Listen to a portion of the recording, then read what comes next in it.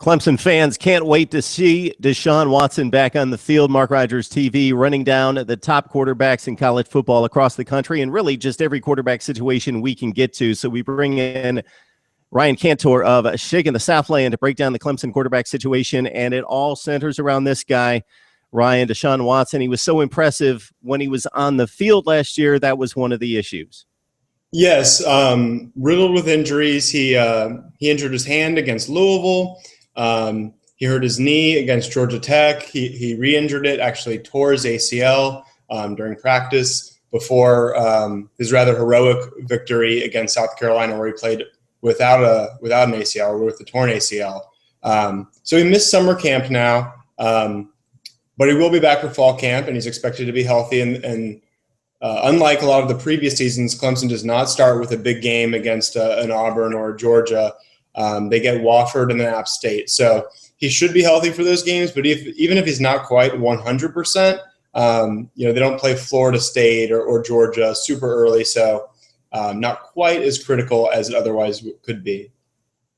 And, of course, just to highlight what a difference he was last year as a true freshman versus Cole Stout as a senior. Just look at the point totals, look at the yardage production that those two quarterbacks produced. Of course, Stout finished well in the bowl game, but Deshaun Watson, 14 touchdowns, 2 picks, 68% completion percentage. You don't see that very often out of a freshman, and he ran for 5 touchdowns. And you mentioned the South Carolina performance, really nagged with injuries, 14 for 19 with 2 touchdowns. So good stuff out of Deshaun Watson. We just hope to see him on the field and healthy this year. So the backup quarterback situation could come into play again. We got Nick Schuessler. We got Tucker Israel. What can you tell us about those two guys? So last year, Nick Schuessler was on the roster, and despite having a torn AC joint in his non-throwing shoulder, Cole Stout was the backup when Deshaun Watson went down. And Cole Stout, he struggled. There's no way around that. But he was playing injured. And nevertheless, Nick Schuessler didn't get the nod over him.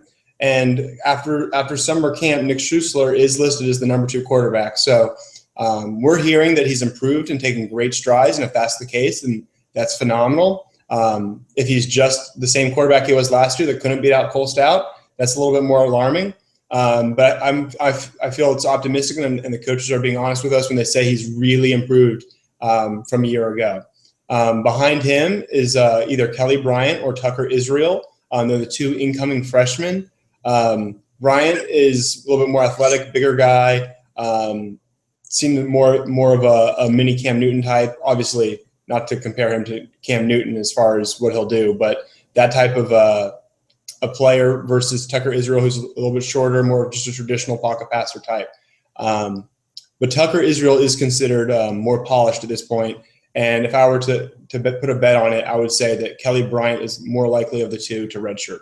But barring injury to somebody, one of those 2 will redshirt.